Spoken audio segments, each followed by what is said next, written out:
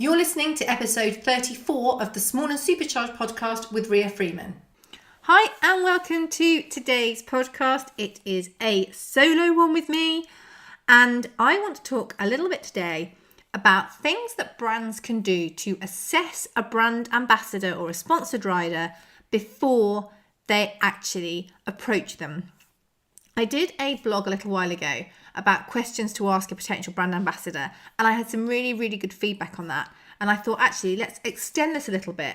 And rather than the asking phase, I want to talk about the before phase, because for me and the brands I work with, it's not just a case of finding somebody one day, asking them something the next day, and then cracking on the next day. It's a really careful process, and it sounds kind of calculated, I guess, and it's not calculated. It's basically doing your kind of research and your due diligence, because what you're doing when you get a brand ambassador or a sponsored rider on board is not only are you investing in them product-wise, but you are connecting your brand and your reputation to this person, because if they are an ambassador for you, by definition, they are your flag waver and your cheerleader and all of those things.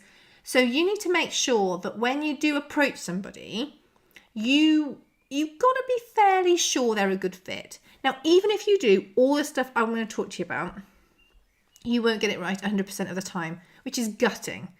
It's really gutting. I guess it's like betting on a horse at the races or thinking about who's going to win. You can do, win an event. You can do all your checks. You can look beforehand. You can look at their form, and then something goes wonky and it doesn't work out. So the things I'm going to talk about today doesn't mean that if you do all these things, you're absolutely home and dry, because people are not always logical, and they do things and things happen in their lives, and various things that you cannot control that can impact on how good they are as an ambassador or sponsored rider moving forwards. That isn't to put you off. That's just to say life happens, and you can do all you can and you can work really hard. But if people have got various issues in their lives that you don't know about, or stuff that comes up, it might not work out anyway. But if you look at the following, I think it really helps. So that's kind of the basis, really. I think as well, I wanted to record this podcast because although I'm obviously doing it from the side of things that a brand can do to assess an ambassador or a sponsored rider, it's also, I think, quite useful for potential ambassadors and sponsored riders to think about the kind of things that brands are looking for. Now, I'm coming at this as well from a place where I guest lecture, not all the time, at a couple of universities and a couple of colleges, actually, around social media and how people can use it to build personal brands and the things that this can lead to. And the things I'm going to talk about here are very much the kind of thing that I talk about when I'm giving lectures, because whether we're looking to build up a personal brand to become an ambassador or a sponsored rider, or to run a business from, these things are really key. So I hope, fingers crossed, it's going to be useful for everybody. But I'm doing it from things to assess or look for when you are looking at brand ambassadors and sponsored riders from a business or brand point of view. The thing is as well, I know it can be a really tough decision when you make that jump and you think about working with somebody, and what if you get it wrong? What if you put the product in? What if you put the time in? What if you put all these things in? And for a small business particularly, one without much budget, even if you're just giving product, it is a real commitment. And I've seen so many brands become so disappointed, quite rightly, when things haven't worked out. And you can't always control this. You can do all of these things and it can still go awry. But if you do these things, you're much less likely to come unstuck, in my experience. So that's why I want to share them with you today.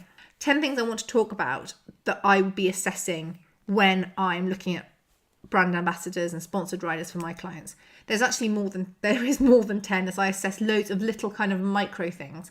But these are the biggest things that I look for. And as I say,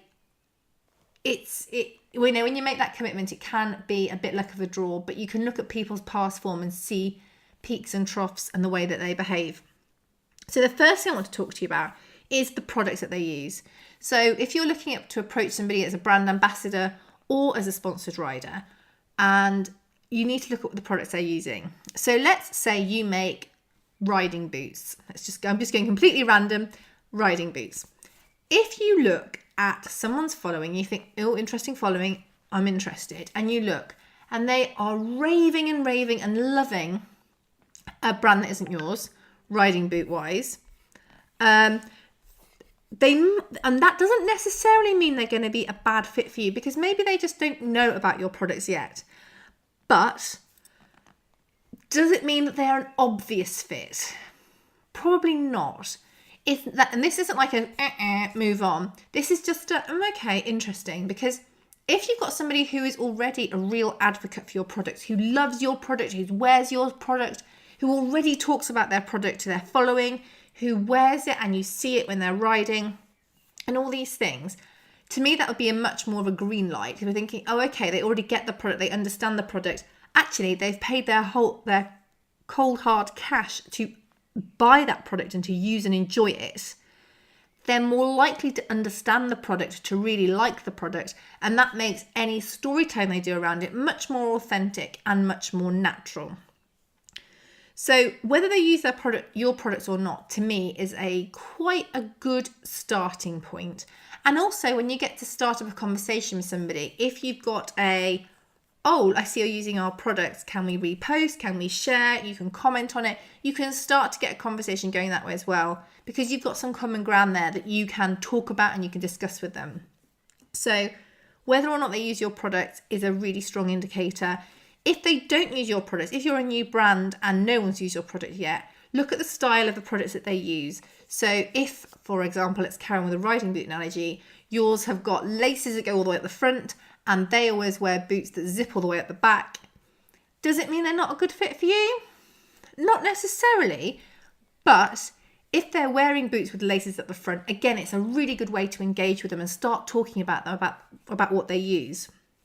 In a perfect world, they'd be using your products, let's be honest. In a perfect world, they'd be a customer of yours. They would be using your products, talking about your products, buying more products, because that means they're really making a commitment. When people spend their own money on something, you know they're committed to it. So to me, that's a really, really strong indicator. That is something that I always look for. I look for what they're using, and ideally I want them to be using the products that my clients sell. The next thing is attitude, and this is a really, really crucial one. The first one was a kind of nice to have, really useful. Attitude, and the next one's actually behaviour. I'm going to put those together. This is a crucial one, because when I said before about a brand ambassador being your flag waver, if you are a company and you're really positive, happy-go-lucky, friendly, chatty, all these things, and your ambassador, your potential ambassador, isn't, they're quite aloof, they don't align with you at all, that's not necessarily a good fit. Also, a bad attitude is not positive. Even if you've got, even if your company isn't happy-go-lucky, if it's like really professional, not that you can't be happy and professional, but incredibly performance, professional focus, so you've got a slightly different vibe. If you have somebody with a bad attitude, that doesn't help. They can be aloof, and that maybe if you're a really highly tuned performance brand, and actually that person doesn't need to be engaging in that way, but they do need to perform out their skin, you still don't want somebody who's got a bad attitude and that seeps out, because people talk, people buy from people, and although people are not directly buying from your ambassador, that ambassador is there waving the flag for you. And if they've got a really stinking attitude, treat their team like rubbish. When they go to shows and events, they just have got such a stinking attitude. Whatever happens in the ring, they are not positive. They're stroppy. They potentially are unpleasant to the horse. They're unpleasant to their team. That's not an attitude you want to be dealing with. It's not going to help your business, to be completely honest. It could really, really hurt it. Now, behaviour is connected. Obviously, I've talked about if someone's being foul to their team or foul to their horse or whatever, that's really bad. But behaviour as well can be things like drinking, Now, I know everyone likes a drink, and that's, that's completely down to them. And again, you do have to look at the alignment with your brand. If your brand is a younger brand, the last thing you need is an ambassador who likes to get hammered and put themselves all over social media, because it's really bad form. You don't want to be seen to be encouraging that kind of behaviour. I'm not saying people don't drink. I know people drink. I drink. I don't drink to excess because I'll be honest, I can't deal with hangovers. So I'm not against people enjoying themselves and drinking alcohol at all. I am against them recording it on social media when my brands are connected. And it really is as simple as that. And again, when I do talk about this to people, I always give the rather graphic analogy of vomiting in a gutter. So what if you go out and get hammered with your friends on a Friday night? God, those were the days before children. And actually it wasn't, because I used to have to get up really early on a Saturday. Okay, that's yeah, I was never that cool. Anyway, what you like to do is go out and get hammered on a Friday night or a Saturday night. That's one thing, and that's completely down to you. You live your life however you want. Please don't put it on social media, because even if you're not vomiting in a gutter, I've never seen anyone who's drunk looking that good. As in, the way they speak, the way they behave, it's not really a true reflection of them. And of course, if you take it to the other extreme and people are abusing alcohol and vomiting in gutters, and then the next day it's all over their social media, whether it's their personal account, or if you've got, for example, if they've got a Facebook profile and they've got a Facebook page, it doesn't matter which one it's on, because people can see both. This is something, again, that when I speak to people, I say, if you're looking at a future employee, if you want to be a future employee of somebody and your employer looks on Facebook, they will assume you'll go out and have fun with your friends. They won't assume you're going to have pictures covered in sick in a gutter. I feel like I'm talking about sick a lot today, but you know what I mean. Behaviour is really important. So things like drinking, drugs are not good to have documented on social media. These kind of behaviours, not good. You don't want that associated with your brand, really. And you don't want it documented on social media for your brand. So again, it's one of these things that people can do stuff in the past and they can maybe reference that now. I don't think that's so much of a problem.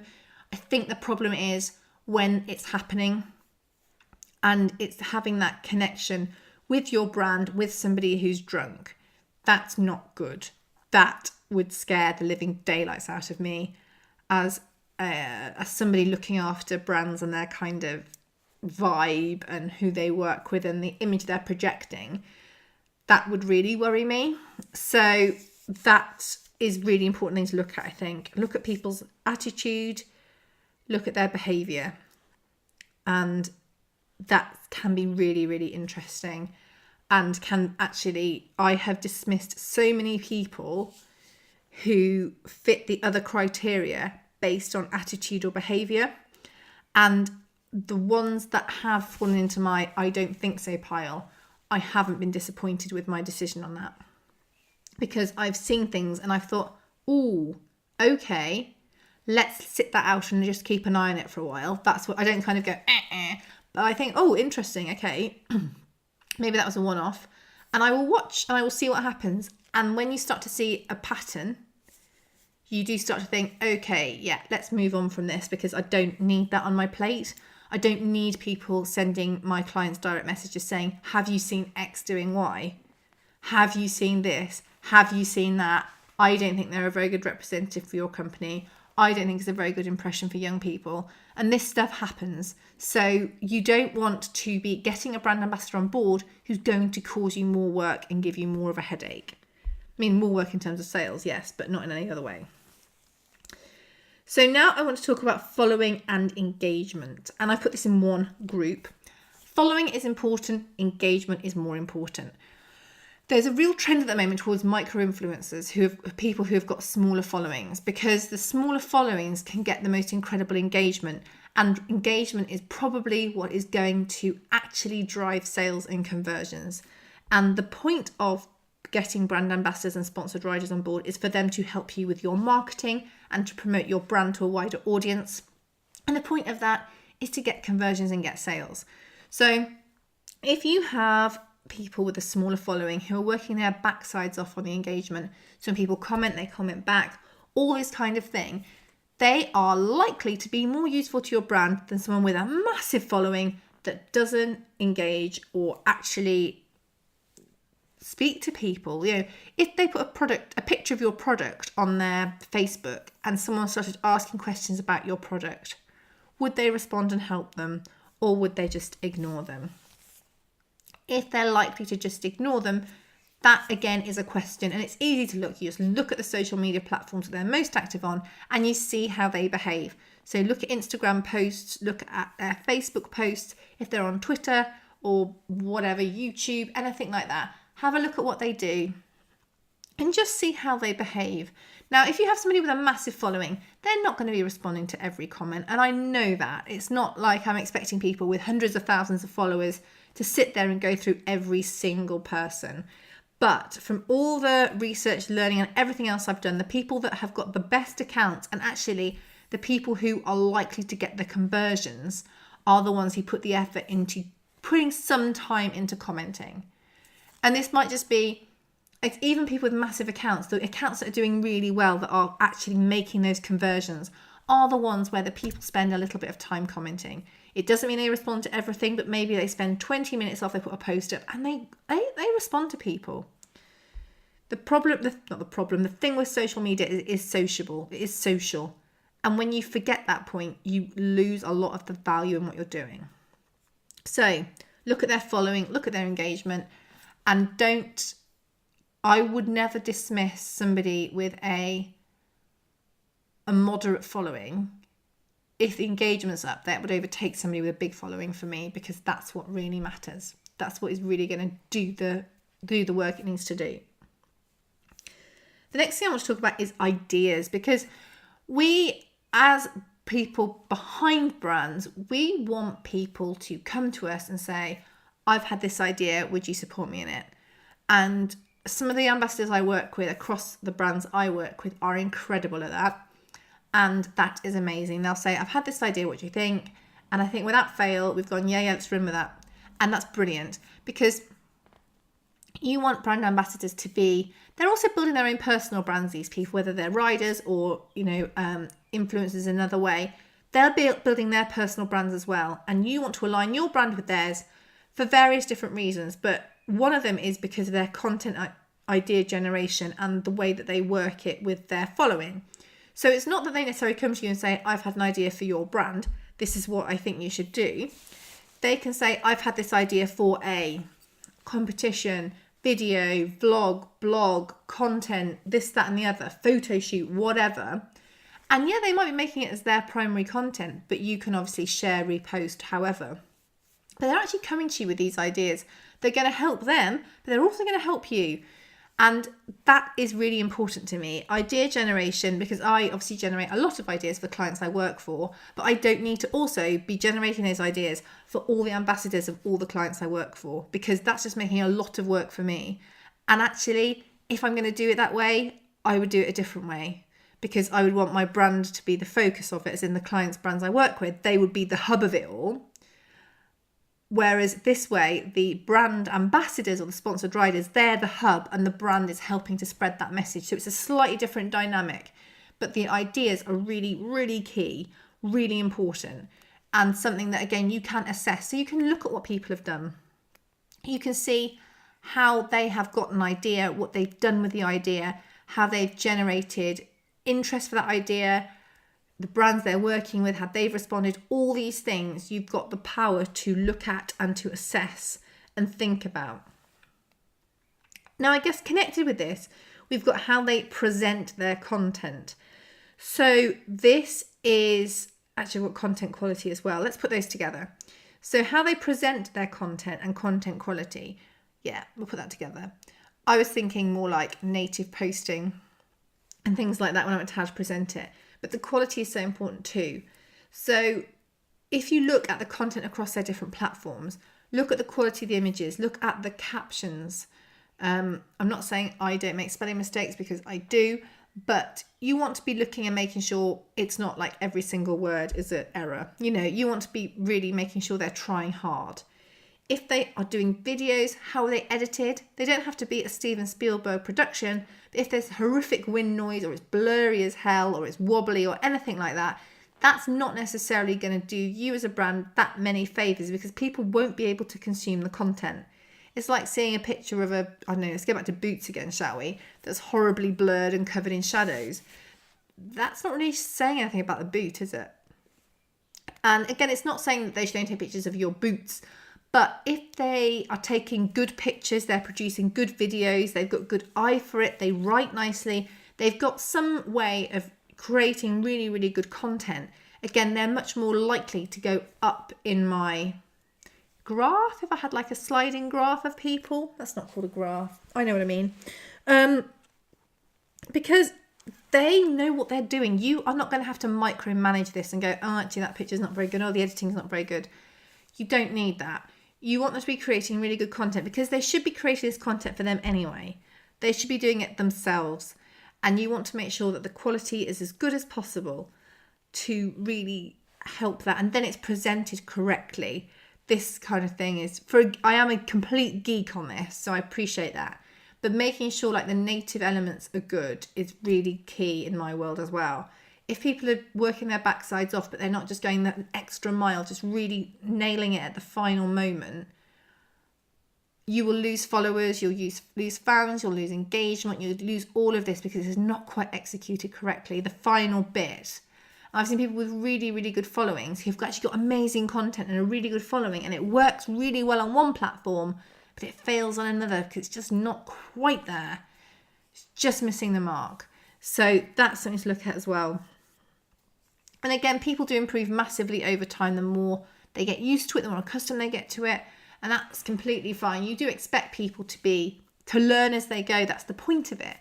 And often you'll find that some people are really strong on one platform or one type of content, and then they learn on others. But I think you've got to have that one bit. So for example, you might have someone who is incredible at pictures, at stills, and they might be perfecting or improving or learning about videos. Brilliant. That's really good. They're developing an extra skill that's going to help them and you. But you want to make sure that their initial thing that they do, so that would be, in this case, the images, is absolutely bang on. So you've already got that really, really good content there. Now, moving forward onto the platforms that they operate on. So this is more if you want to grow in a particular area, if you've got a demographic you're trying to target, this can be quite useful. So you can look at the different platforms out there and you can see where your people are the most active, your potential people are the most active, and you can see if that aligns with you as well. So there are some platforms that are very much geared towards younger people. So like Snapchat's one. I think TikTok might be one that's aimed at younger people, things like that. And if people are really active on there and that's bang on for your target market, that makes them more interesting. If you want to target, I don't know, professional people and someone's really, really strong on LinkedIn, that's a real plus as well. So this doesn't mean, oh great, they're on LinkedIn, tick everyone else out, but it means it is a positive thing that they are occupying and they are strong and they understand the spaces that you want them to be in. Most people, in my opinion, should be on Instagram and Facebook because it's just, they're machines, both of those platforms, and they're growing so fast and they've got so many users. It's crazy not to be there. And that does cover a lot of bases. But you've also got things like YouTube, obviously, IGTV, I mentioned Snapchat, Twitter, all these different things. And if you look at your demographic and where they hang out, that's where you want those people to be hanging out as well. So just have a little bit of an assessment on there as well. It's really important. The next thing is going to be how they engage with their other sponsors and also how many other sponsors they have. This is not a strong list of 10 because I reckon I've probably done 11 now.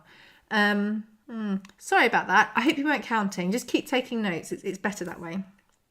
So how they engage with their other sponsors and how many sponsors they have.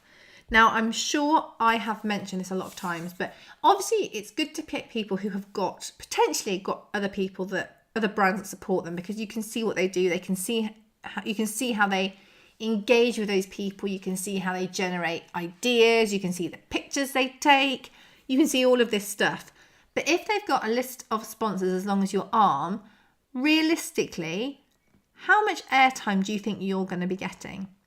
And this isn't a criticism of the rider or the other brands, but it's just realistically, how much airtime, how much space are you going to be getting if they have a list as long as your arm? Probably not as much as you'd like. But that's okay, because you can see it and you can assess it. And I've done quite a lot of things with, can you have too many, can you work with too many brands? Yes, you can. And these kind of things. I wouldn't necessarily say there was a magic number. I think overlaps is something to be really, really aware of.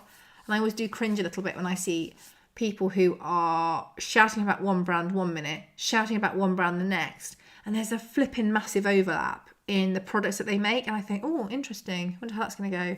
So that's something to be really aware of and how that works. But look at how they work with their sponsors.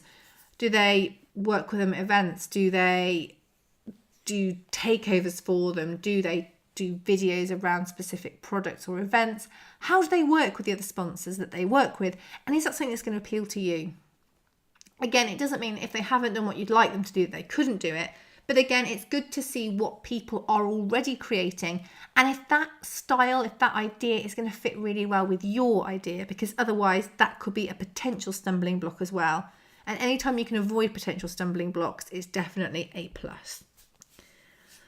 And last but not least is consistency. I feel like I am a broken record on consistency, and I apologise for that, but it's really important to me.